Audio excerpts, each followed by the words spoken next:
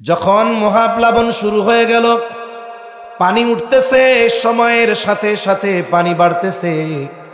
নূহ আলাইহিস সালাম তার সন্তানকে বলল, সন্তান ঈমান আনো, নৌকায় ওঠো। সন্তান ঈমান আনলো না, নৌকায় উঠলো না। বলে, বাবা আমি ওই উঁচু পাহাড়ের চূড়ায় চলে যাব, ওই জায়গায় আমাকে পানি স্পর্শ করতে পারবে না। সন্তান জানে না যে এই প্লাবন সাধারণ প্লাবন না, গোটা পৃথিবী প্লাবিত হয়ে গেছে। নূহ আলাইহিস সালামের সন্তান ঈমান আনে নাই, নৌকায় উঠে নাই, পরকালে জাহান্নামী। বলেন তো, সন্তানকে দ্বীনের উপরে আনার ক্ষেত্রে নূহ আলাইহিস সালামের চেষ্টার মধ্যে কোনো কমতি ছিল নাকি? এই জন্য কিয়ামতে আল্লাহ জিজ্ঞাসা করবে না, ও পয়গম্বর নূহ আপনার সন্তান কেন ঈমান আনলো না? নূহ আলাইহিস সালামের জবাবও আছে, আল্লাহ আমাকে আপনি যেই দায়িত্ব দিয়েছেন পালন করেছি, তবে হেদায়েতের মালিক আমি না, হেদায়েতের মালিক কে? দুনিয়ার কাউরে আল্লাহ হেদায়েতের মালিক বানান নাই। যদি আমার মনে হয় সারা দুনিয়ায় একজন ব্যক্তি হেদায়েতের ক্ষমতা পাইত, তাইলে আমার আপনার নবীকে আল্লাহ ক্ষমতা দিতেন। আবার যদি বলা হতো যে আপনাকে একজন ব্যক্তির জন্য সুযোগ দেওয়া হলো, আপনি চাইলে তারে হেদায়াত দিতে পারবেন, আমার মনে হয় নবীজি তার চাচা আবু তালেবের জন্য এই ক্ষমতাটা প্রয়োগ করত। কিন্তু বলেন তো, আবু তালেব ঈমান নিয়ে মরতে পারছে? অথচ আবু তালেবের দ্বারা ইসলামের কত কল্যাণ হয়েছে। রাসূল আকরাম সাল্লাল্লাহু আলাইহি ওয়াসাল্লামের বয়স যখন ৮, ওই সময় থেকে আবু তালেব আমার আপনার নবীজির অভিভাবক। 50 বছর পর্যন্ত নবুয়তির আগে আমার আপনার নবীর প্রতি যেমন মায়া মোহাব্বত আবু তালেবের ছিল, বলে যদিও আবু তালেব কাফের, কিন্তু নবুয়তির পরে এই মায়া মোহাব্বত আগের চাইতে অনেক বেড়েছে। কত মায়া কত মোহাব্বত আবু তালেব আমার আপনার নবীকে করতেন।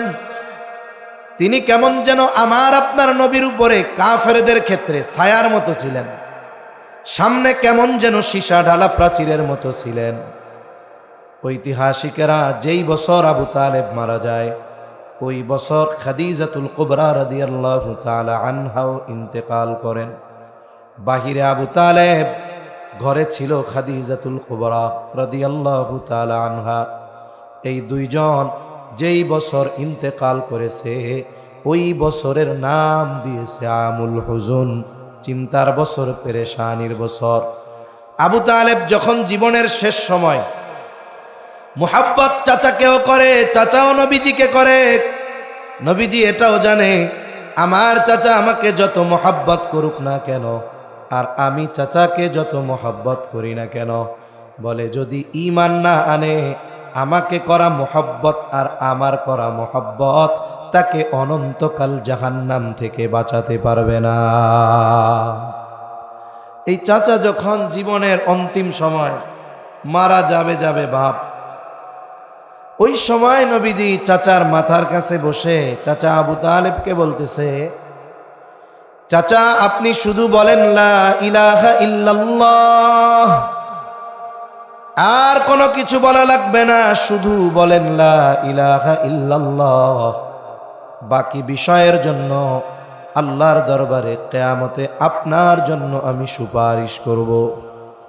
বলেন তো, কোনো ব্যক্তি যদি ঈমান আনতে চায় কাফের, সে যদি একনিষ্ঠতার সাথে শুধু বলে লা ইলাহা ইল্লাল্লাহ, কিন্তু মুহাম্মাদুর রাসূলুল্লাহ বলল না, বলেন তো ওই ব্যক্তির তালিকা ঈমানদারদের সাথে অন্তর্ভুক্ত করা হবে নাকি?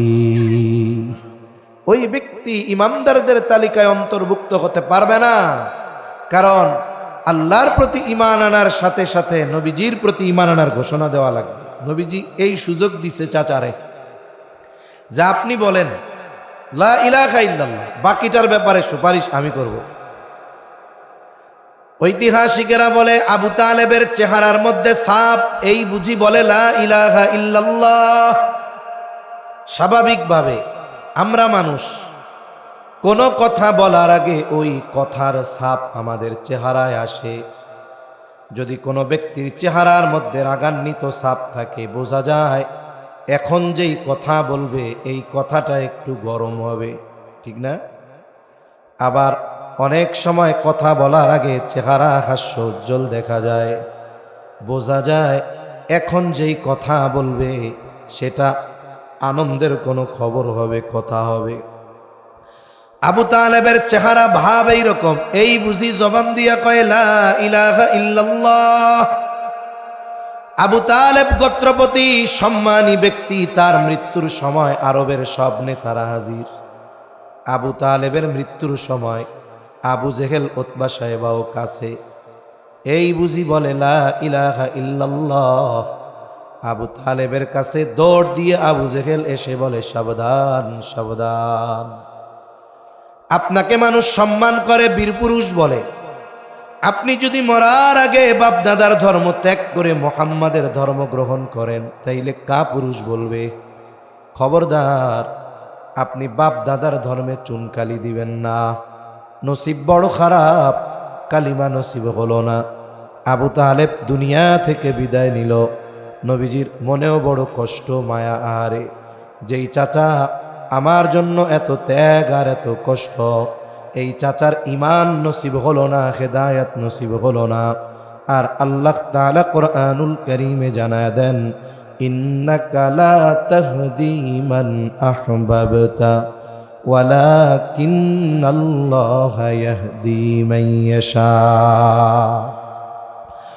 আল্লাহ তাআলা বলেন, আপনি যাকে ভালোবাসেন তাকে আপনি হেদায়েত দিতে পারবেন না। ওয়ালাকিন্নাল্লাহা ইয়াহদি মান ইয়াশা, বরং আল্লাহ তাআলা যাকে চায় তাকে হেদায়েত দেয়। বলেন তো, নবীজি চার চাচাকে ঈমান আনানোর ব্যাপারে কম প্রচেষ্টা করছে নাকি? সর্বোচ্চ চেষ্টা করেছে, কিন্তু কেন হেদায়েত নসিব হয় নাই? বলে হেদায়েতের মালিক নবী নয়, হেদায়েতের মালিক যিনি তিনি কে? এজন্য আমরা আমাদের সন্তানদেরকে দ্বীনের উপরে চালানোর চেষ্টা করতে পারি, তবে সর্বশেষ নসিবে হেদায়েত আছে কিনা এটা আমরা জানি না, জানে কে? আর আল্লাহ হেদায়েত পাইল কি পাইল না এটা তো আল্লাহর ব্যাপার, তবে চেষ্টা কি করলাম এটা তো আমার সাথে সম্পৃক্ত। এজন্য সন্তানদের দ্বীনের উপরে গড়ে তোলা, দ্বীনি তারবিয়াত, এটা অভিভাবকের উপরে ফরজ। যেমন সন্তানকে দ্বীন শেখাবো, দ্বীনের উপরে গড়ে তুলব, প্রতিপালন করব। প্রথম কথা বলে এটা শুরু হবে কখন? সাধারণ ধারণা বলে সন্তান যখন বড় হবে, বুঝতে শিখবে, এই সময় থেকে তাকে দ্বীন শেখানো শুরু করতে হবে। কিন্তু ইসলাম বলে ভিন্ন কথা। সন্তানের তারবিয়াত এটা একটি চলমান প্রক্রিয়া, এটা বড় হওয়ার পরে শুরু করলে হবে না। যেমন আজকে দারুল কোরআন মাদ্রাসার মাহফিল, সময় লেখা 13ই ডিসেম্বর 2025 শনিবার বাদ আসর থেকে, মানে বাদ আসর থেকে মূল প্রোগ্রাম শুরু, বয়ান শুরু, বা ওই সময়টা হামনাত কেরাত তিলাওয়াত হবে, এগুলা হবে। প্রোগ্রাম শুরু আসর থেকে। কয়টা পর্যন্ত? বলে আমি থাকলাম 9:30 পর্যন্ত, আলী হাসান ওসামা আসলেন, উনি বয়ান করলো, যে কয়টা পর্যন্ত করলো, ধরেন 11টা সর্বোচ্চ।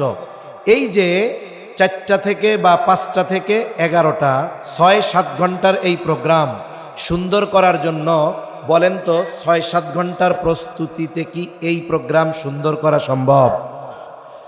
যদি আসরের সময় মাইকওয়ালা ভাইরা সব কিছু নিয়ে মাদ্রাসার সামনে আইসা বলতো, হুজুর পোস্টারে তো দেখলাম মাহফিল শুরু আসরের পর থেকে, তা মাশাআল্লাহ আমরা আইসা আসরের নামাজ পড়ছি, মাইক টাইক নিয়ে এখন সেটিং করব। এত সুন্দর প্যান্ডেল লাইটিং, যদি ওনারা বাস টাস নিয়ে আসরের নামাজ এই মাদ্রাসায় এসে পড়তেন, বলেন তো তাহলে আমি যে এশার পরে আলোচনা করতেছি এটাই তো শুরু করা সম্ভব হইতো না। তার মানে 6 ঘন্টার আয়োজনকে সফল করার জন্য 6 মাস প্রস্তুতি নেওয়া লাগছে।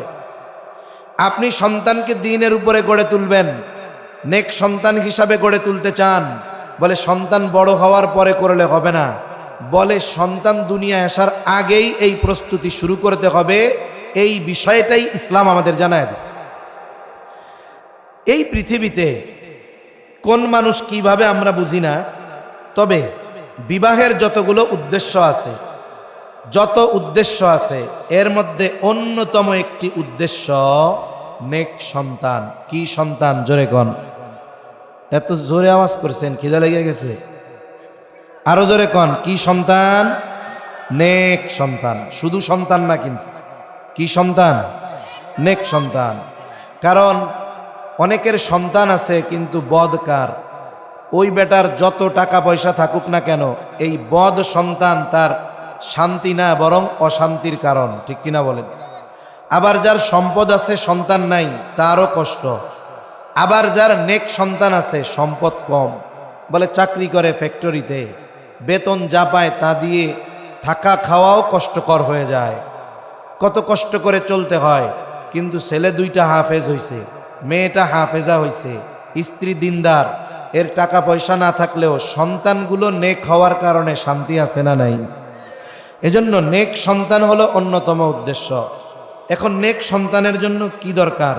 বলে এক নম্বরে নেক সন্তানের জন্য নেক মা দরকার। কি দরকার? জোরে কন।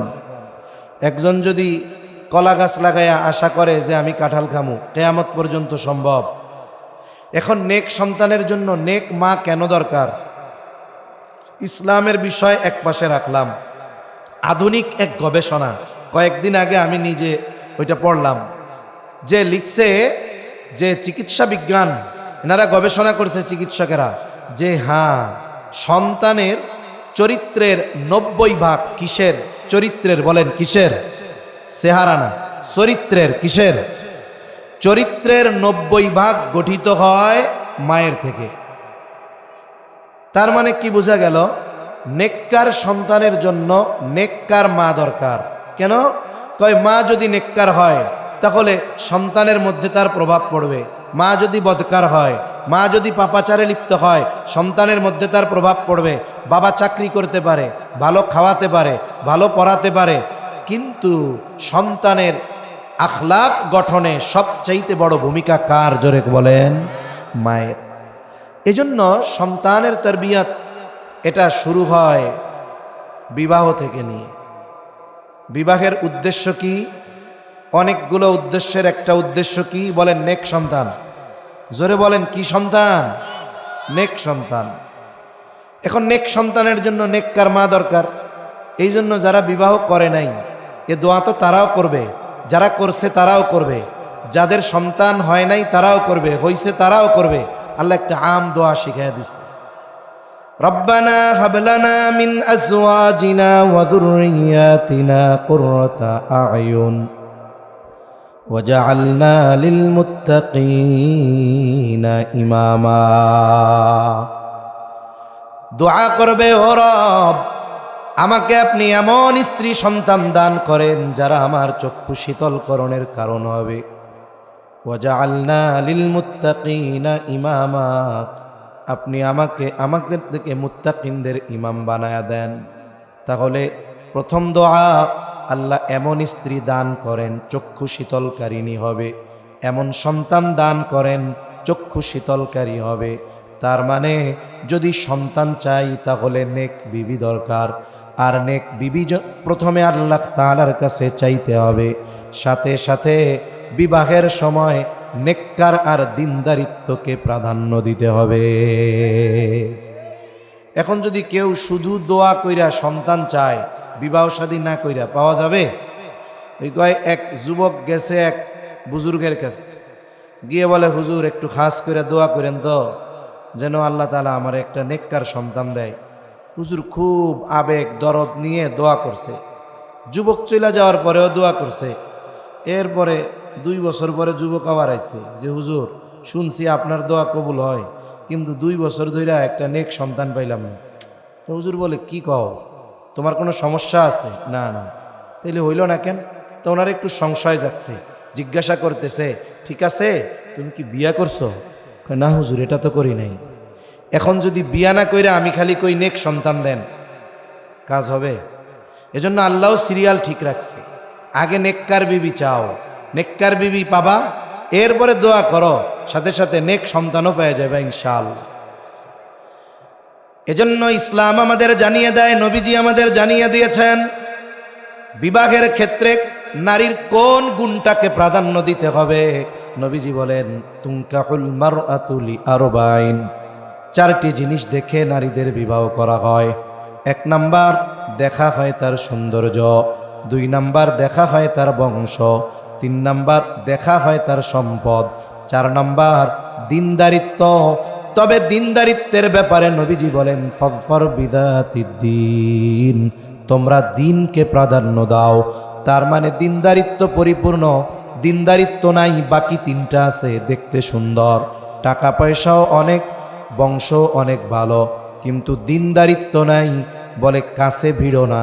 তবে ব্যতিক্রম যদি হয়, দিনদারিত্বের মধ্যে কমতি নাই, কিন্তু দেখতে একটু শ্যামলা, বংশ অনেক উচ্চ না, টাকা পয়সা বাবার অনেক নাই, বলে বিবাহ করো, একটু সবর করো, আশা করা যায় ওই নারীর গর্ভে আল্লাহ এমন সন্তান দিবে, যেই সন্তান ওই যে তোমার দোয়া চক্ষু শীতলকরণের কারণ হয়ে যাবে।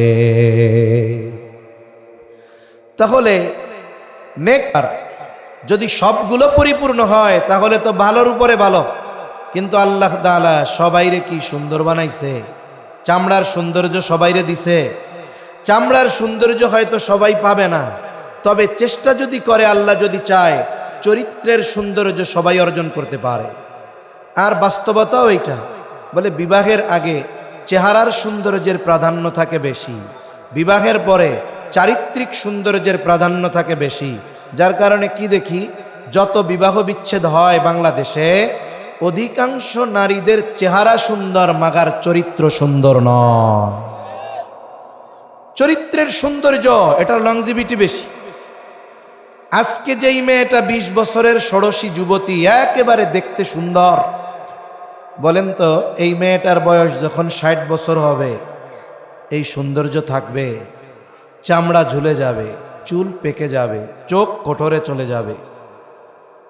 কিন্তু যদি সে দিনদার হওয়ার মাধ্যমে চারিত্রিক সৌন্দর্য অর্জন করতে পারে, বলে বয়স যদি 80ও হয়ে যায়, চামড়া যদি ঝুলেও যায়, দৃষ্টিশক্তি যদি চলেও যায়, চুলগুলো যদি সব পেকেও যায়, হয়তো তার চেহারার সৌন্দর্য চলে যাবে, কিন্তু চরিত্রের সৌন্দর্য তখনও নষ্ট হবে না। এজন্য আমরা শুধু চিন্তা করি দেখার সৌন্দর্যের, কিন্তু আল্লাহর নবী জানিয়ে দিয়েছেন দিনদারিত্বকে প্রাধান্য দাও। দিনদারিত্বকে যদি প্রাধান্য দেওয়া হয়, বলে যে দিনদার বাস্তবে তার মধ্যে পরিপূর্ণ উত্তম আখলাক চরিত্র আছে, তাছাড়া সে পরিপূর্ণ দিনদার হতে পারবে না।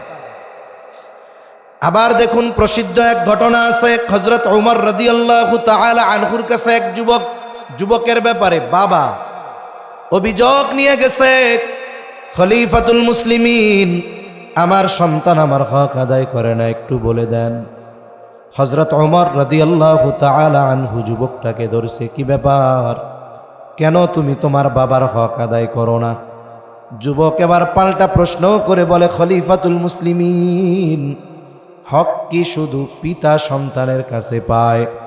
সন্তান কি তার পিতার কাছে কোনো হক পায় না? হযরত ওমর রাদিয়াল্লাহু তাআলা আন কয়েকটা হকের কথা বলছেন। এর মধ্যে সর্বপ্রথম তিনি যেই হকের কথা বলেছেন, যে প্রত্যেকটি সন্তানের তার পিতার কাছে প্রথম হক একজন দিনদার মা। সন্তানের কাছে বাবা হক দাবি করবে কখন? সন্তান যখন বালেগ হবে, বুঝমান হবে। কোনো বাবা যদি তার 4 বছরের ছেলেরে বলে, আমি হলাম তোর বাপ, আমি তোর কাছে হক পাই, আমি আজকে থেকে ঘরে বইয়া থাকবো, তুই অটো চালাইয়া কালকে থেকে আমার ইনকাম করে খাওয়াবি। এই 4, 5, 6 বছরের বাচ্চারে যদি কোনো বাপ এটা বলে, হক আদায় হবে না, এটা হবে জুলুম। এটা কি হবে জোরে কন? এটা হবে জুলুম। তবে সন্তান তো বাবার কাছে হক পায় কখন? বলে বিবাহ করার আগেই একটা হক ওই সন্তানের বাবার উপরে রয়ে গেছে। সুবহানাল্লাহ। সন্তান হবে কি হবে না আল্লাহ জানে, কিন্তু কেউ যদি দিনদারিত্বকে বাদ দিয়ে সৌন্দর্য, টাকা পয়সা আর বংশরে প্রাধান্য দেয়, তাহলে অনাগত সন্তানের জরুরি একটা হক সে নষ্ট করে ফেলল। তা সম্মানিত উপস্থিতি, উদ্দেশ্য যেহেতু নেক সন্তান, সুতরাং 1 নম্বরে দরকার সন্তানের জন্য নেককার মা। কি মা? জোরে কোন। এটা হলো সন্তান তরবিয়তের বা সন্তানের অন্যতম হক, প্রধান হক সন্তান তরবিয়তের প্রথম বিষয়। দ্বিতীয়, বিবাহ হলো, আগে আমার যুবক ভাই দোয়া করছে একা একা, আল্লাহ আমারে নেক বিবি দেন, নেক সন্তান দেন। এখন প্রথমটা তো পূরণ হয়েছে, নেককার বিবি পাইছে, বলে এবার আর একা না, 2 জনে মিলে আল্লাহ তাআলার কাছে নেক সন্তান চেয়ে দোয়া করবে। আল্লাহ তাআলার কাছে নেক সন্তান চেয়ে দোয়া করা এটা নবী রাসূলদের আমল। ইব্রাহিম আলাইহিস সালাতু ওয়াস সালাম যখন বার্ধক্যে উপনীত হয়ে গেছেন, 80-র উপরে বয়স, ইরাকের বাবেল থেকে হিজরত শুরু করেছেন সিরিয়ার দিকে মুসাফির। এই অবস্থায় আল্লাহ তাআলার কাছে সন্তান চেয়ে দোয়া করেছেন, শুধু সন্তান না, নেক সন্তান। আল্লাহ তাআলা বলেন, রব্বি হাবলি মিনাস সলিহিন। আল্লাহ জানায় দেন, ইব্রাহিম আলাইহিস সালাম দোয়া করে, ও রব আমাকে একজন নেককার ছেলে সন্তান দেন। শুধু সন্তান চাইছে না নেক সন্তান চেয়েছে? এজন্য আমরাও আল্লাহর কাছে শুধু সন্তান চাইব না নেক সন্তান চাইব? এই দোয়ার মধ্যে এটা বোঝা যায়। মুফাসসিরিন একরাম বলেন, ইব্রাহিম আলাইহিস সালাম আল্লাহর কাছে ছেলে চাইছে। কারো ছেলে যদি পরপর 2-3টা হয় মোটামুটি বেজার হয় না, খুশি হয়। কিন্তু মাইয়া যদি পরপর 2-3টা হয়, চেহারার দিকে আর তাকানো যায় না। কথা ঠিক বললাম না ভুল বললাম? আরে ভাই, পরপর 2-3টা মেয়ে হলে শুধু বাপ যে নাখোশ হয় তা না, আমাদের সমাজে মহিলারাও রাগ হয়, ও আল্লাহ এত মাইয়া হইতেছে, অথচ সে নিজে মেয়ে, মেয়ে হচ্ছে এই জন্য রাগ হইতেছে। তা এই আয়াতে বোঝা যায় যে ইব্রাহিম আলাইহিস সালাম আল্লাহর কাছে ছেলে চাইছে ছেলে বা চাইলাম ছেলে, আল্লাহ দিল মেয়ে, রাগ হওয়া যাবে? কারণ ছেলে হোক বা মেয়ে হোক, এটা দেওয়ার ক্ষমতা দুনিয়ার কোনো ডাক্তার, ইঞ্জিনিয়ার, ফকির, কবিরাজের না, আল্লাহর।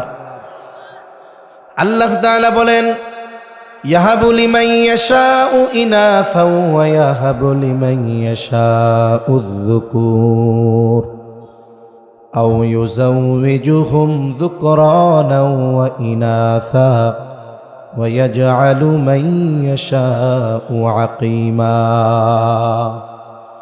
আল্লাহ তাআলা যাকে চান তাকে মেয়ে দেন, যাকে চান তিনি ছেলে দেন, যাকে চান তিনি উভয়টাই দেন, আবার যাকে চান তিনি কোনোটাই দেন না। তার মানে ছেলে হোক আর মেয়ে হোক, এটা দেওয়ার নিয়ন্ত্রণ যার হাতে তিনি কে। তাহলে চাইতে হবে, দোয়া করতে হবে। এই যে নেক সন্তান চেয়ে দোয়া করা, এটা সন্তান তারবিয়াতের অন্যতম একটি অংশ। কেন দোয়া করব? বলে পিতা মাতার দোয়ার প্রভাব সন্তানের বাস্তব জীবনে পরিলক্ষিত হয়। এজন্য সন্তানের জন্য মা বাবার দোয়া আল্লাহ কবুল করে নেয়। কিন্তু আফসোস, অনেক সময় অনেক অভিভাবক আছে সন্তানের কিছু আচরণে বিরক্ত হয়ে বদদোয়া করে। এমন মা বাপ আছে না নাই? বিশেষ করে মায়েরা করে। মনে করেন দারুল কোরআন মাদ্রাসায় পড়ে ছেলেটা, 7-8 বছর বয়স, স্বাভাবিক মাঝে মধ্যে কয় মাদ্রাসায় যাবো না, মাঝে মধ্যে একটু উল্টাপাল্টা করে, হুজুররা একটু বিচার দেয় বাসায়। এইবার মা বাবা অতিষ্ঠ হয়ে বদদোয়া করে ছেলেরে, বলে তুই মরতে পারস না, তোর মরা মুখ যেন আমি আর না দেখি। বলে কি বলে না? আবার অনেক সময় মাথায় হাত দিয়া কয়, আল্লাহ এর জ্বালায় বাঁচি না। হুজুররা খালি বিচার দেয়, নিয়া যাও এরে। আপনি বদদোয়া দিলেন, যদি বদদোয়াটা কবুল হয়ে যায় কি হবে? কোরআন হাদিসে সন্তানের জন্য যত দোয়া আছে, বলেন তো আল্লাহ এবং তার রাসূল আমাদেরকে একটাও বদদোয়া শিখাইছে নাকি? তাহলে বদদোয়া কেন করেন? আপনি তার জন্য নেক দোয়া করবেন। আপনি রাগের ঠেলায় বলেন যে আল্লাহ এরে বাইজিদ বুস্তামি বানায় দাও, আল্লাহ এরে আব্দুল কাদের জেলানি বানায় দাও, আল্লাহ এরে আহমদ শফি বানায় দাও। এই দোয়া কেন করেন না? এজন্য আমরা কখনো সন্তানের উপরে বিরক্ত হয়ে সন্তানের জন্য বদদোয়া করব না। বরং যখন সন্তান নাই তখন থেকে দোয়া, রব আমারে নেককার সন্তান দেন। কারণ সন্তানের জন্য মা বাবার দোয়া, এই দোয়ার প্রভাব সন্তানের জীবনে পরিলক্ষিত হয়। আল্লাহ তাআলা ইব্রাহিম আলাইহিস সালামের দোয়া কবুল করেছেন। আল্লাহ বলেন ফাবাশশারনাহু বিগুলামিন হালিম। আল্লাহ তাআলা বলেন আমি তাকে একজন সহনশীল সন্তানের সুসংবাদ দিলাম। এই সন্তান কেমন সন্তান আমাদের জানা আছে। আমরা সবাই জানি যে আল্লাহর নির্দেশ পালনার্থে ওই ছোট্ট শিশু বাবার কথায় ছুরির নিচে শুয়ে পড়ছে। এমন হালিম সন্তান আল্লাহ দিছে। বলে এটা হলো ইব্রাহিম আলাইহিস সালামের দোয়ার প্রভাব। আবার অনেক সময় অনেকে সন্তান চেয়ে দোয়া করে, সন্তান হয় না। ডাক্তার দেখায়, বলে সব ঠিক, সন্তান হয় না। বাংলাদেশ, ভারত, সিঙ্গাপুর অনেক জায়গায় ডাক্তার দেখানোর পর ডাক্তার বলে কোনো সমস্যা নাই। হয় না কেন এটা আমরা জানি না, আল্লাহ জানে।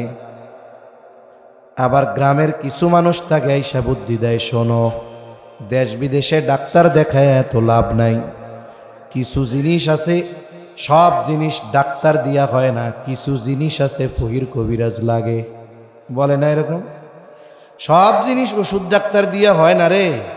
ওই জায়গায় যা, পাতলা সার মাজার আছে, ওই জায়গায় এক বাবা আছে শুনছি, তার কাছে গেলে পোলাপান অটোমেটিক হয়ে যায়। এখন গ্রামের ভাষায় বলে মাল যায় যার, ইমান যায় তার। ওর তো একটা সন্তানের আশা, এত খরচ করছে কোনো ফলাফল নাই, এইবারও দৌড় দিয়ে চলে গেছে ওই জায়গায়। যাওয়ার পরে বলতেছে যে হ্যাঁ হ্যাঁ সন্তান তো রইব, এই যে সামনে ওরস মোবারক, আগে একটা গরু মানত কর। বলেন তো আল্লাহর নাম ছাড়া কোনো বাবার নামে মানত করা জায়েজ আছে? এই যে শুরু হইল অপরাধ। এরপরে বলে শোনো, সন্তান হবে 17 ঘাটের পানি আনবা, 20 গাছের বরই পাতা আনবা, 21 গাছের গোলাপের কাটা আনবা, শ্মশানের মাটি আনবা, কবরস্থানের মাটি আনবা, এইগুলা দিয়ে গুলাইয়া টুলাইয়া গোসল করাইলে তোর পোলাবান হয়ে যাবে। কেউ যদি বিশ্বাস করে যে এইগুলো করলে সন্তান হবে, তাইলে সে আল্লাহরে অক্ষম মনে করে, তার ঈমানের অবস্থা খারাপ হয়ে যায়। আরেক দল আছে চিন্তা করে দুনিয়ার চিকিৎসা করলাম, আমাদের চেষ্টা করলাম, বলে যতক্ষণ আল্লাহ না চাইবে ততক্ষণ কোনো কিছু দিয়ে কাজ হবে না। এইবার ওরা চিন্তা করে আল্লাহর কাছে চাওয়ার মতো চাইব। বলে সবার দ্বারা যেটা অসম্ভব, আল্লাহর দ্বারা সেটা শুধু সহজ নয় বরং অতি সহজ। আল্লাহর কাছে খাস করে দোয়া করছে, বাইতুল্লাহ গেছে, হজে গেছে, স্বামী স্ত্রী দুইজন মিলে দোয়া করছে। আরাফা, মিনা, মুজদালিফা, মুলতাজিম, কাবা ধরে ধরে আল্লাহর কাছে দোয়া করেছে, দোয়া কবুল হয়ে গেছে। বছর ঘুরে নাই, আল্লাহ তাআলা কোল জুড়ে চক্ষু শীতলকারী সন্তান দান করে দিয়েছে। এজন্য হতাশ হওয়া যাবে না।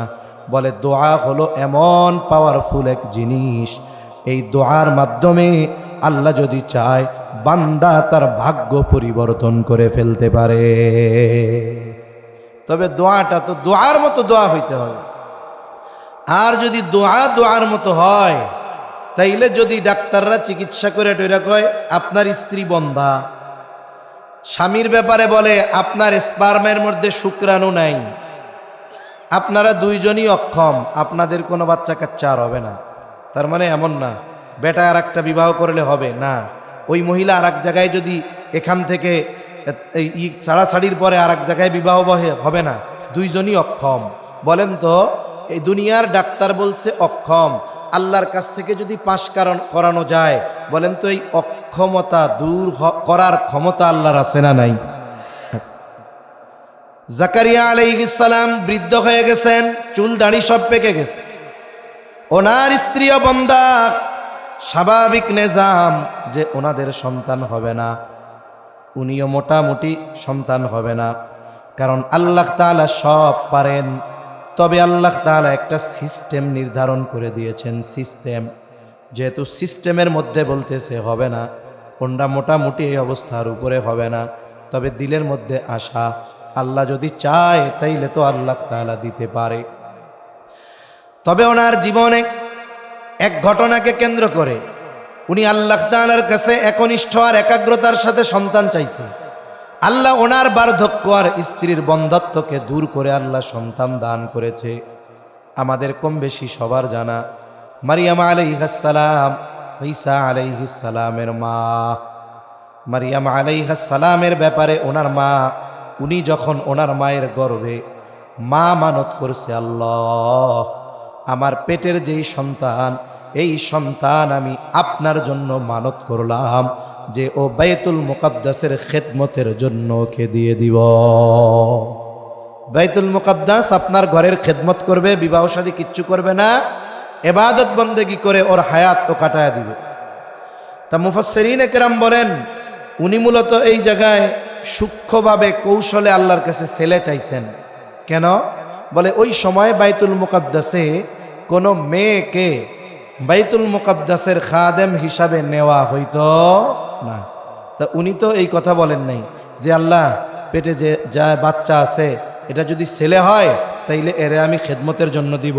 উনি কি বলছে যে সন্তান পেটে আছে, এরে আমি আপনার নামে মানত করলাম। এখন সন্তান তো হইছে মেয়ে, উনি করছে মনে করছে ছেলে হবে, দেখ হাই এটা কি হইল, করছে মানত। এখন ওই সময় তো নেওয়ার রেওয়াজ নাই, কিন্তু বাইতুল মুকাদ্দাসের ইমাম এক সময় ছিলেন মারিয়াম আলাইহিস সালামের বাবা ইমরান। এরপরে ইমাম ওনার খালু জাকারিয়া আলাইহিস সালাম। এখন মারিয়াম আলাইহিস সালামের বাবা যেহেতু আগের ইমাম, সবাই ওনার প্রতি একটা আগ্রহ পয়দা হয়েছে। আলোচনা করে চিন্তা করছে যে হ্যাঁ মারিয়াম রে আমরা বাইতুল মুকাদ্দাসের জন্য নিব, নিয়ম ভঙ্গ করে, কারণ তার বাবা ইমাম ছিলেন, তার মা যেহেতু মানত করছে, খালু যেহেতু আছে, তবে সবাই আগ্রহী যে মারিয়ামের দায়িত্ব সবাই নিতে আগ্রহী। এখন মেয়ে তো একজন, দায়িত্ব নিতে চাই সবাই। এখন কি করতে হবে? কয় লটারি দাও। লটারি দিছে। সব লটারি কিন্তু জায়েজ না, আবার মাঝে মধ্যে মাইক নিয়ে ঘুরে বেড়ায়। 10 টাকার লটারি, প্রথম পুরস্কার 2 লক্ষ টাকার পালসার মোটরসাইকেল। আপনি 40টা কিনছেন, যদি লাইগা যায় হারাম। কি জোরে কোন? হারাম। যাই হোক, ওই ধরনের গুলো হারাম, কোনগুলো জায়েজ? বলে রাসূল সাল্লাল্লাহু আলাইহি ওয়াসাল্লাম প্রত্যেক সফরে এক একজন স্ত্রীকে সাথে নিয়ে যাইতেন। এখন লটারি হইতো, কে যাবে আগে, কে যাবে, লটারিতে যার নাম উঠতো তিনি যাইতেন, এভাবে সিরিয়ালে হইতো। যাই হোক, ওইদিক কথা বলতে গেলে অনেক কথা হবে। এখন লটারি হইছে, লটারিতে প্রথমবার নাম উঠে গেছে জাকারিয়া আলাইহিস সালামের। 3 বার দিছে, 3 বারই নাম জাকারিয়া আলাইহিস সালামের। অন্যান্যরাও আশাবাদী, কিন্তু আল্লাহ চাইলেন যেহেতু খালু আছে, খালু থাকতে অন্যদের দিব কেন? আল্লাহ তাআলা জাকারিয়া আলাইহিস সালামকে এই জিম্মাদারি জাকারিয়া আলাইহিস সালাম নিলেন। ছোট যখন খালার কাছে আছে, মাও আছে। এরপরে যখন একটু বড় হইছে, ওনার জন্য বাইতুল মুকাদ্দাসের পাশে মসজিদের সাথে আলাদা বাইরে একটা রুম বানায় দেওয়া হয়েছে। উনি দিনের বেলায় ওই জায়গায় ইবাদত করেন, রাতের বেলায় খালার কাছে গিয়ে থাকেন। এভাবে উনি যখন প্রাপ্তবয়স্কা হয়েছেন, আল্লাহ ফিরিস্তা পাঠায়া দিছে, কুদরতিভাবে ফু দিয়ে ওনার গর্ভে ঈসা আলাইহিস সালামকে আল্লাহ তাআলার নির্দেশে দিয়ে দেওয়া হলো। উনি এখন গর্ভবতী, প্রেগন্যান্ট। স্বাভাবিকভাবে অবস্থা কি? বলে কোনো মেয়ে যখন সন্তান সম্ভবা হয়, অতীত থেকেই রেওয়াজ, নিয়ম, মুরব্বীরাও বলে, ডাক্তারও বলে যে এখন একে ভালো মন্দ খাওয়াবা, দুধ ডিম খাওয়াবা, আপেল কমলা খাওয়াবা, আনার খাওয়াবা। কেন? বলে সে যদি পুষ্টি পায়, পেটের সন্তান পুষ্টি পাবে। কিন্তু ওই জায়গা তো ব্যতিক্রম। মারিয়াম আলাইহিস সালামের গর্ভে সন্তান কেউ জানে না, খালুও জানে না, খালাও জানে না, মাও জানে না। মুফাসসিরিন কেরাম বলেন নারীরা তো সন্তান যখন ভূমিষ্ঠ হওয়ার সময় নিকটবর্তী হয়, সাথে সাথে শরীরের গড়ন, গঠন, আকৃতি পরিবর্তন হয়। কিন্তু মারিয়াম আলাইহিস সালামের বিষয় হলো এইরকম, ঈসা আলাইহিস সালাম গর্ভে, কিন্তু শরীরের কোনো আকার, আকৃতি, গড়ন, গঠনের কোনো পরিবর্তন নাই। কেউ দেখে বলতে পারতো না যে গর্ভে সন্তান, যতক্ষণ না ওই সন্তান ভূমিষ্ঠ হয়েছে আর উনি কোলে করে ওনার সম্প্রদায়ের কাছে না আনছেন, ততক্ষণ পর্যন্ত কেউ জানতো না যে মারিয়ামের গর্ভে সন্তান আছে। সুবহানাল্লাহ। তাহলে মারিয়াম আলাইহিস সালামের গর্ভে সন্তান, বলেন তো ওনার মা জানে নাকি? জোরে কন্যা জানে নাকি? ওনার খালা জানে নাটা? জোরে কন, কথা কইতে কষ্ট হচ্ছে। এই তো কেউ জানে না, যেহেতু সন্তান পেটে কেউ জানে না কে ভালো খাবার খাওয়াবে, বলে আল্লাহ তো জানে। এই জন্য আল্লাহ তাআলা নিজে ভালো খাওয়ানোর জিম্মাদারি নিলেন। এইবার মারিয়াম আলাইহিস সালামের জন্য আসমানি খাবার আসা শুরু হয়ে গেছে, হরেক রকমের ফলমূল ওনার সামনে। জাকারিয়া আলাইহিস সালাম দিনের বেলায় কয়েকবার রুমে ঢুকে খোঁজ খবর নেন কিছু লাগবে কিনা। যখনই উনি রুমের মধ্যে ঢুকে দেখে মারিয়ামের সামনে হরেক রকমের ফলমূল, আল্লাহ তাআলা বলেন কুল্লামা দাখালা আলাইহা জাকারিয়াল মিহরাবা ওয়াজাদা ইনদাহা রিজকা। যখনই তিনি মারিয়াম আলাইহিস সালামের রুমের মধ্যে ঢোকে দেখে ওই জায়গায় হরেক রকমের ফলমূল, যেই ফল এখন গাছে নাই, যেই ফল এখন বাজারে নাই, অথচ ওই ধরনের গাছ পাকা তরুতাজা ফলমূল মারিয়াম আলাইহিস সালামের সামনে। উনি জিজ্ঞাসা করলেন ক্বালা ইয়া মারইয়ামু আন্না লাকি হাযা, ও মারিয়াম এই ফলমূল তোমার জন্য কোথা থেকে আসলো, কোথায় পাইলা তুমি এইগুলা? মারিয়াম আলাইহিস সালামের সহজ আর সোজা জবাব ক্বালাত হুয়া মিন ইনদিল্লাহ, এই ফলমূল যার পক্ষ থেকে আসছে তিনি কে? আল্লাহর পক্ষ থেকে আসছে। বলেন তো, আল্লাহ যদি চায় গাছে থাকা লাগবে না, বাজারেও থাকা লাগবে না। আল্লাহ যদি চান এই ধরনের জিনিস বান্দাকে কোনো মাধ্যম ব্যতীত দিতে খাওয়াইতে পারেন কি পারেন না? জোরে বলেন পারেন কি পারেন না? এ বিশ্বাস আমাদের অন্তরে আছে। তবে এরপরেও মারিয়াম আলাইহিস সালাম বলছে আল্লাহর পক্ষ থেকে আসছে। জাকারিয়া আলাইহিস সালাম আর কিছু বলে নাই, বিশ্বাস করছে যে আল্লাহই দিছে। বাজারে নাই, গাছে নাই, পাইবে কই আল্লাহ না দিলে? কিন্তু আমাদের ক্ষেত্রে হইলে আমরা কি বলতাম? পাইছো কই? আল্লাহ দিছে।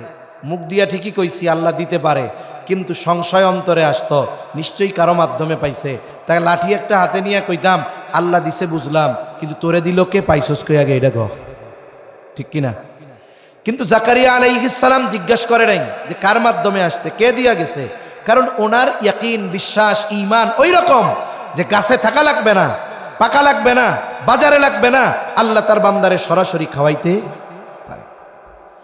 এটা দেখার পর ওনার হৃদয়ের মধ্যে জোশ উঠছে। এইবার উনি আল্লাহর কাছে নেক সন্তান চেয়ে দোয়া করতেছে। হুনালিকা দাআ জাকারিয়া রাব্বাহ ক্বালা রাব্বি হাবলি মিন লাদুনকা যুররিয়াতান তাইয়্যিবাহ। কেমন যেন জাকারিয়া আলাইহিস সালাম বলতেছে, ও রব, গাছে ফল নাই, দোকানে নাই, বাজারে নাই, কিন্তু আপনি মারিয়ামরে সরাসরি খাওয়াইতেছেন। ও রব, আমি বৃদ্ধ, আমার স্ত্রী বন্ধা, তাতে কি? আপনি যেহেতু কোনো মাধ্যম ছাড়া বাজারে নাই, গাছে নাই, ফল খাওয়াইতে পারেন, আল্লাহ আপনি তাইলে আমার একটা নেককার সন্তান দেন। দোয়া করছে রব্বি হাবলি মিন লাদুনকা যুররিয়াতান তাইয়্যিবাহ। ও রব, আমাকে আপনি একজন পবিত্র সন্তান দান করেন। আপনি ওরে ফল দিছেন, আমারে সন্তান দেন।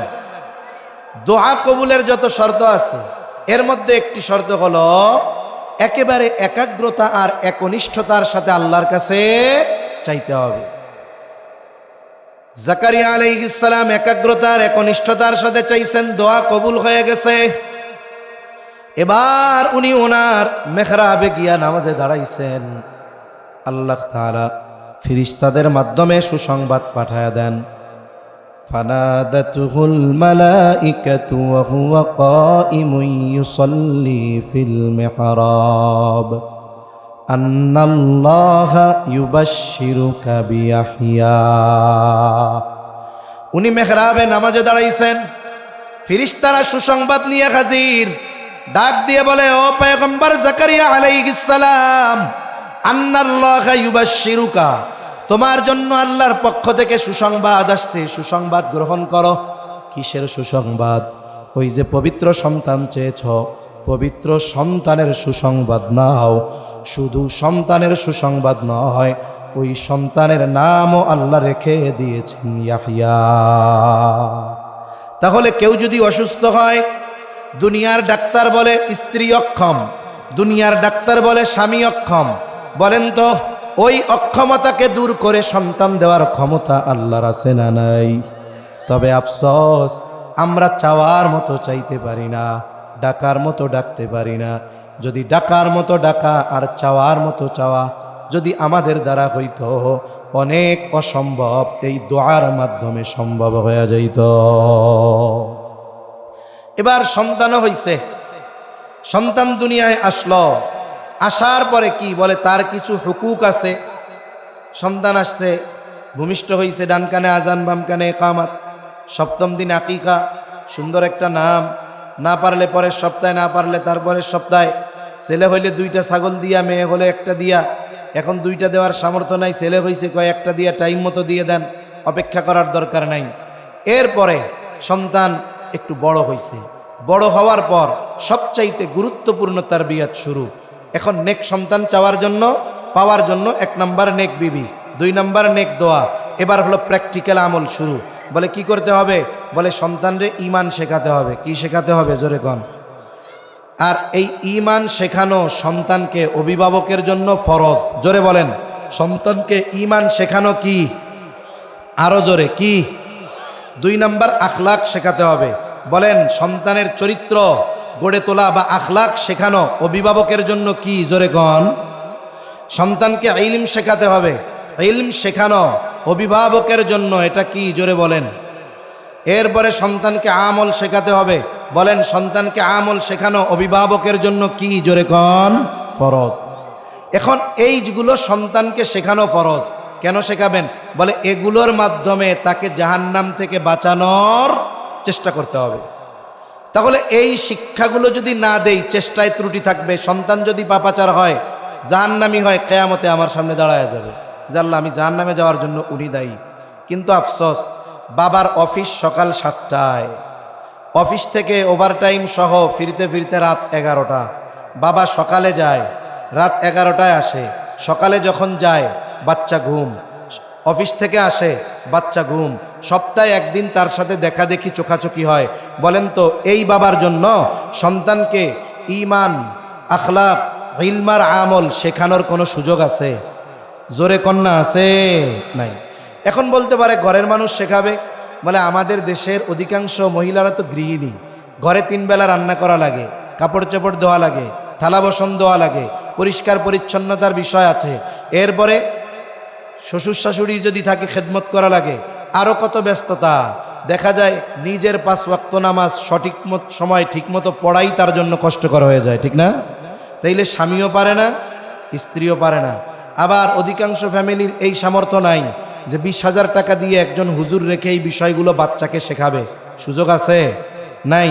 সুযোগ না থাক আর না পারি, যা হয় হোক, কিন্তু সন্তানকে শিক্ষা দিতে হবে। এটা কি? জোরে কোন। ফরজ। এখন আমি পারি না, অ্যাবিলিটি নাই, স্ত্রী পারে না, কিন্তু শেখাতে তো হবে, না শিখাইলে তো উপায় নাই। বলে অসুবিধা নাই, আপনার এই দায়িত্বগুলো পূরণের জিম্মাদারি নিয়েছে এই দারুল কোরআন মাদ্রাসার মতো মাদ্রাসাগুলো, ঠিক কিনা বলেন? এখানে কি শিখায়? বলতে পারেন হুজুর এইখানে দিলে কি বাংলা ইংরেজি শিখবে? আমি বলি ভালো শিখবে। কেন? বাংলাদেশের যত প্রাইমারি স্কুল আছে ওইখান থেকে পিএসসি জিএসসি দিত, পিএসসি দিত। বলে স্কুল থেকে পরীক্ষা দিছে 80 জন, একেবারে 75 জন গোল্ডেন এ প্লাস। স্কুলের হেডমাস্টার ওই উপজেলায় গিয়ে শিক্ষা অফিসারকে বলে, আমার স্কুল থেকে 85 জন 80 জন পরীক্ষা দিছে, 75 জন গোল্ডেন এ প্লাস পাইছে, 5 জন এ গ্রেড, 100% পাস। পুরি লেখাপড়া। কিন্তু খোঁজ নিয়ে জানা গেল এই 75 জনের 72 জন হলো পাশের নুরানি মাদ্রাসার ছাত্রছাত্রী। কেন? বলে ওইখানের চাইতে মাদ্রাসায় বাংলা, অঙ্ক, ইংরেজি অন্যান্যগুলো আরো ভালো শিখে। এখন স্কুলেরটা আপনি এই জায়গায় পাইলেন, কিন্তু যেই বিষয়টা শেখানো ফরজ সেটা কি স্কুলে আছে? ঈমান শেখায়, বলে গান শিখাবার চাই। আখলাক শেখায়, বলে বেয়াদব বানানোর রাস্তা বানাইতেছে। ইলম শিখাবে, কয় ওরে তো আরো পাপাচার শেখানোর রাস্তা বানাইতেছে। আমল শেখাবে, বলে অনেক স্কুলই মসজিদ ছিল ওইগুলোই ভেঙে ফেলাইতেছে, আমল কোত্থেকে শেখাবে? কিন্তু আমি আপনি যদি দ্বীনি শিক্ষা প্রতিষ্ঠানে সন্তানকে দেই, স্কুলের বাংলা, অঙ্ক, ইংরেজি শিখবে, সাথে সাথে কি শিখবে? সাথে সাথে শিখবে ঈমান, আখলাক, ইলম আর আমল তার অর্জন হবে। এখন সন্তানটারে ক্লাস 3, 4, 5 পর্যন্ত মাদ্রাসায় পড়াইলেন। এরপরে যদি মন চায় না ছেলেরে ডাক্তার বানাবো, ইঞ্জিনিয়ার বানাবো, এবার দিয়া দেন। আপনার যদি এরপরে মন চায় না ছেলেটারে আলেম বানাবো, তাইলে হাফেজ আলেম বানান। এখন যদি আপনি ছেলেরে হাফেজ আলেম বানান, তাইলে দুনিয়ার জিম্মাদারি পালন হলো, ওই সন্তান হাফেজ হলো, আপনিও তার কারণে দুনিয়া আখেরাতে সম্মানিত হবেন। আর যদি সন্তানকে ওই বিষয়গুলো শিক্ষা দেন, জেনারেলে পাঠায় দিয়েছেন, ডাক্তার হলো, ইঞ্জিনিয়ার হলো, হয়তো হাফেজে কোরআনের বাবার মতো সম্মানিত হবেন না, কিন্তু আখেরাতে আল্লাহর আদালতে ধরা পড়া লাগবে না। শিখাইয়া সাইডা দিছেন, ও এখন নাস্তিক হয়ে গেছে, বলে আপনার কোনো চিন্তা নাই, আখেরাতে ধরা পড়বেন না, আখেরাতে বাঁচা যাবে।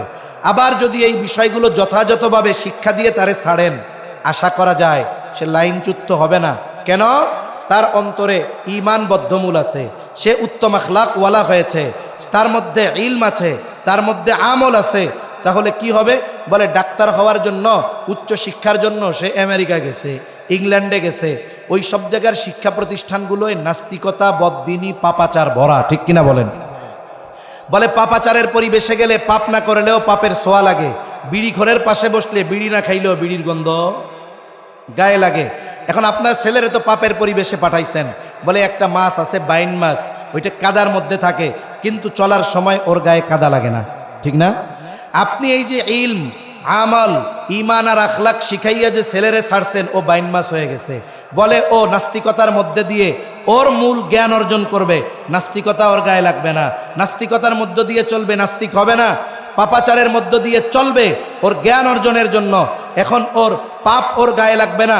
অশ্লীলতার মধ্য দিয়ে চলবে, কিন্তু অশ্লীলতা ওকে ছুঁইতে পারবে না। কেন? বলে আপনি ওরে ঈমান, আখলাক, ইলমার, আমলের ভ্যাকসিন দিয়া ছাইড়া দিছেন। এজন্য আশা করা যায় ও নাস্তিক আর বেঈমান হবে না, ও একজন মুসলমান হবে। আশা করা যায় ওই সন্তানের কারণে আখেরাতে লজ্জিত হওয়া লাগবে না। আমার কথা শেষ। ডিসেম্বর মাস চলতেছে, অনেক অভিভাবক চিন্তা করতেছে কোথায় দিমু ছেলেটারে, দারুল কোরআন মাদ্রাসায় দিমু নাকি ওই যে পাশে একটা ইংলিশ মিডিয়াম স্কুল হচ্ছে ওখানে দিব। আমি বলি আপনি যদি মুসলমান হন, ইমানদার হন, আপনার সন্তানকে এই বিষয়গুলো শিক্ষা দেওয়া ফরজ। যদি না করেন কিয়ামতে ধরা পড়তে হবে। এজন্য আগে আখেরাতের বাঁচার জন্য ছেলেটারে আগে 4টা বছর, 3টা বছর, 5টা বছর মাদ্রাসায় দেন, এরপরে অন্য কিছু দিয়েন, তাহলে দুনিয়ায়ও সম্মান ঠিক থাকবে। আর যদি আলেম বানাইতে পারেন আখেরাতে মর্যাদা অনেক পাবেন। আর যদি আলেম না বানাতে পারেন, দায়িত্ব পালন করার দ্বারা আখেরাতে ওই সন্তানের কারণে বেইজ্জতি হওয়া লাগবে না।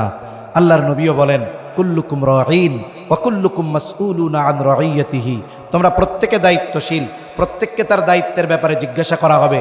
আমি আমার অধীনস্থদের ব্যাপারে দায়িত্বশীল। আল্লাহ আমাকে কিয়ামতে জিজ্ঞাসা করবে না ছেলেরে কি খাওয়াইছিলা, কি পড়াইছিলা, এইগুলো জিজ্ঞাসা করবে না, বরং জিজ্ঞাসা তো ওই ব্যাপারে হবে ছেলেকে দিন শিখিয়েছিলা কিনা। ঠিক কিনা বলেন? যদি শিখিয়ে থাকি, ব্যবস্থা গ্রহণ করে থাকি, আখেরাতে বাঁচার উপায় আছে। যদি না করে থাকি, গাফলতি করি, হয়তো অনেক টাকা পয়সা ধন দৌলত হবে, কিন্তু আল্লাহ না করুক আখেরাতে ওই সন্তানের জন্য বেইজ্জতি হওয়া লাগতে পারে। আল্লাহ সুবহানাহু ওয়া তাআলা আমাদের সন্তানদেরকে দ্বীনের উপরে গড়ে তোলার তৌফিক দান করেন। আল্লাহ তাআলা আমাদের সন্তানদেরকে দুনিয়া আখেরাতের সম্পদে পরিণত করেন। আল্লাহ তাআলা সবাইকে নেক সন্তান দান করেন। সকলে বলি আমিন। ওয়া আখিরু দাওয়ানা আনিল হামদুলিল্লাহি রাব্বিল আলামিন। আসসালামু আলাইকুম ওয়া রাহমাতুল্লাহি ওয়া বারাকাতুহু।